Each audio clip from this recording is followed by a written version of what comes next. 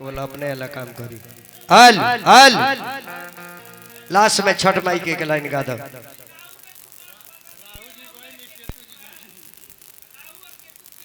राहु भाई राहु केतु के चलते तो गरहन लगे ये दादा अब रघुआ लोग गरहन मत लगवाई। अब छोड़ी अब रघुआ जगह पर पहुंच गए बनी हल लास्ट में छठ माई के एगो गीत अब फिर हमरा बबुआ सानन ये तो बैटरी नहीं के बदला खाली माई के बदला था जी।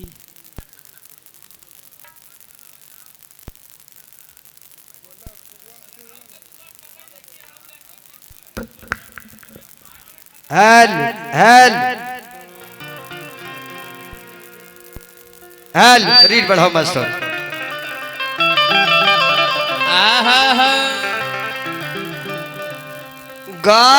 गाराजी गाराजी देवा बारी से ले ओरिए ओरिए मधु चुए ओरिए ओरिए मधु चुए गाराजी गाराजी देवा बारी से ले ओरिए ओरिए मधु चुए ओरिए ओरिए मधु चुए ओरिए ओरिए मधु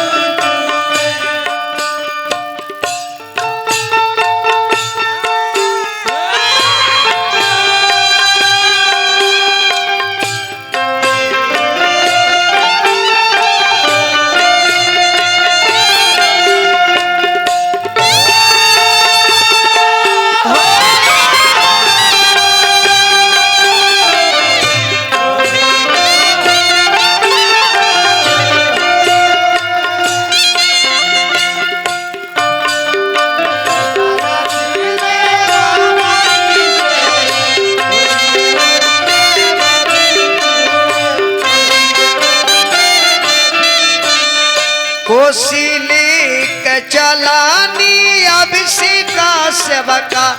मुट्ठी भरा धोती भीजे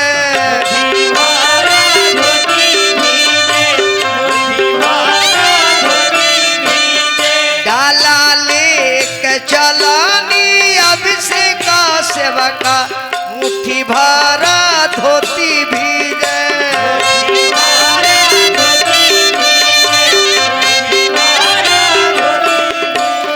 भीजता तभी जेदा पियारा धोती कोसी मोरा नहीं भीजे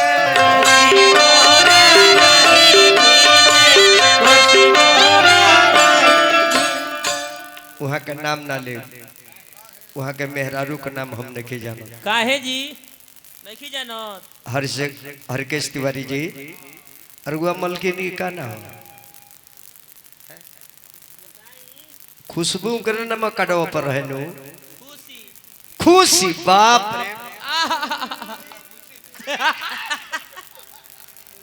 दलाली के चलानी हरि के सेवका मुट्ठी भरा धोती भीजे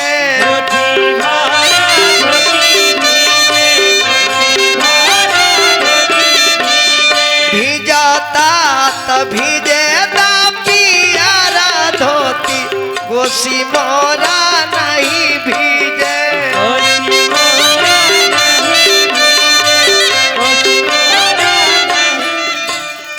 और अगती पे चलाली खुशी आती भाई कुसुम रागा साड़ी भीजे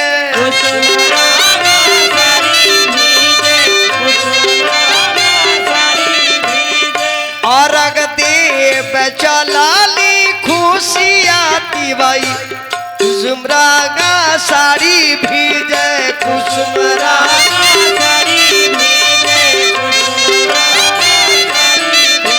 भीजाता तभी जेदा कुसुम साड़ी और मोरा नहीं भीजे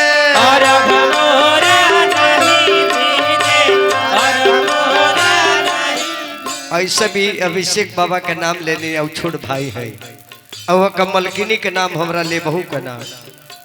ऐसे कि छोट भाई के मेरा भवे लगी ओकर बात का बतियाओ कहो हाल चननी तान चले ले बीज दर सेवा का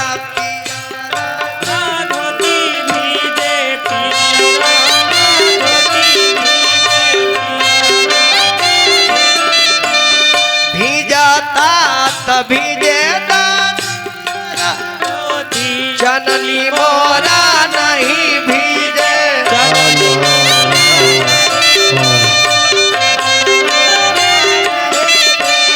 भीजाता तभीजे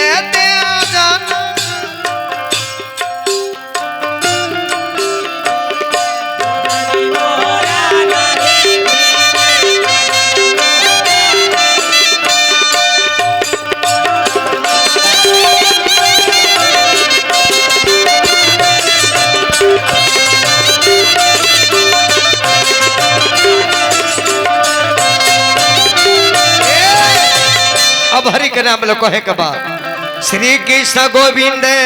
हरे मुरारी हे नाथ नारायण वासुदेवा हरे मुरारी हे नाथ हे नाथ नारायण वासुदेवा हे नाथ नारायण वासुदेवा हे नाथ नारायण वासुदेवा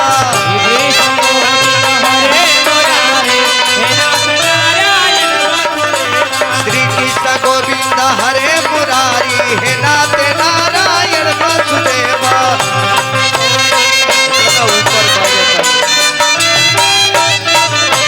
श्री कृष्ण गोविंद हरे मुरारी हे नाथ नारायण वासुदेवा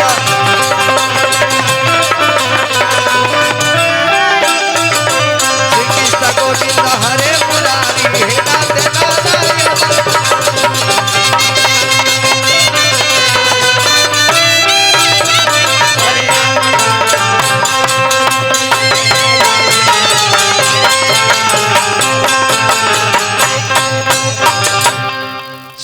सियावर राम हरे राम